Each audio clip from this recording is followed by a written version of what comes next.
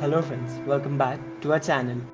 In this video, we will be explaining you about the epics Ramayan and Mahabharat.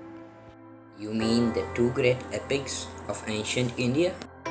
Exactly. So let's first see Ramayan. The Ramayan is one of the great epics of India.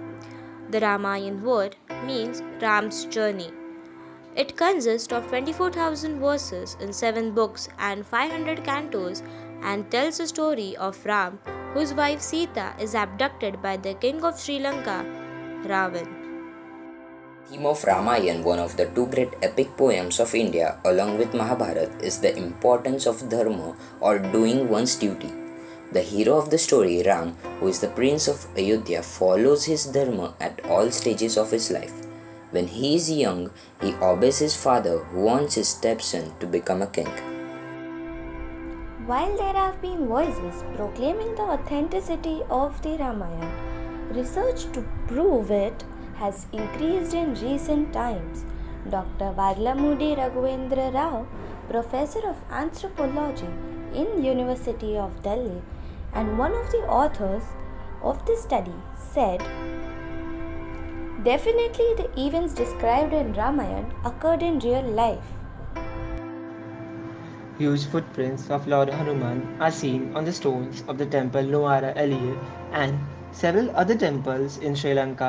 People come from across the globe to see these ancient footsteps of devotee Hanuman. The NASA has also released evidence with accord to this. NASA shuttle has released an image of the mysterious Asian bridge that once existed between India and Sri Lanka. This is the most recently discovered bridge and is said to be 30 km long.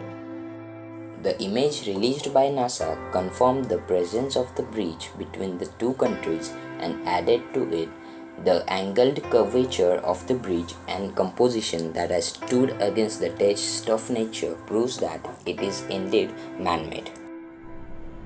The stones were made to float in water by Lord Ram to make it easy for his parrot to build bridge between India and Sri Lanka.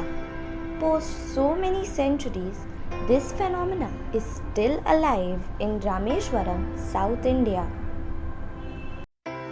The Sanjeevani mountain, which is said to be the threshold with the presence of exotic herbs and plants, stands the same even today in Dronagiri, Himalayas. Lord Hanuman carried the very same mountain to cure Lord Lakshman. Ashok Vatika is said to be the heaven where Ravan kept goddess Sita as a prisoner. This garden stands the same even today. This is presently referred to as the Hagala Botanical Garden and stands close to the city of Nuwara Eliya, Sri Lanka. Lord Hanuman set fire to Ravana's expanse of a kingdom, and the soil here is seen to be soot black even now. The soil here is unusually black in contrast to that of the neighboring states, and this picture is from Usangora, Sri Lanka. Now let's move towards Mahabharat. Being one of the two Sanskrit epic poems of ancient India, Mahabharat is longest epic poem known and has been described as the longest poem ever written. Its longest version consists of over 1 lakh shlok or over 2 lakh individual verse lines and long prose passages. The Mahabharat is an important source of information on the development of Hinduism between 400 BCE and 200 CE. It's regarded by Hindus as both text about dharma, Hindu moral law, and a history, itihas. Literally, that's what happened.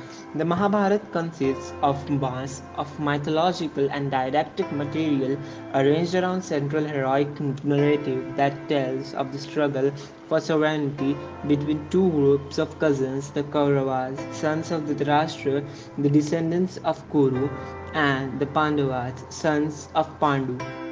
The Mahabharat, great epic of Bharat dynasty, a text of some 1 lakh verses attributed to the sage Vyas. More than 35 sites in North India have yielded archaeological evidence and have been identified as ancient cities like entire submerged city at Dwarka, The ancient port city of Lord Krishna, with its massive fort walls, piers, wharves, and jetty, has been found in the ocean as described in Mahabharat and other Vedic literature. Copper utensils, iron, seals, gold and silver ornaments, terracotta discs, and painted graveware pottery have all been found in these sites. Scientific dating of this artifact corresponds to the non Aryan invasion model of Indian antiquity. All places mentioned in Mahabharat are real places. All are identified as real places. For instance, Hastinapur is in Uttar Pradesh. Indraprastha is the present day Delhi. Dwarka is located in the Gujarat coast. Moreover, Mahabharat cities are not limited to the present day India because Mahabharat referred to the Indian subcontinent as Bharat, described in the Mahabharat. So that's all for today's friends. Hope you liked the video. For more information, stay tuned with History of Hindustan.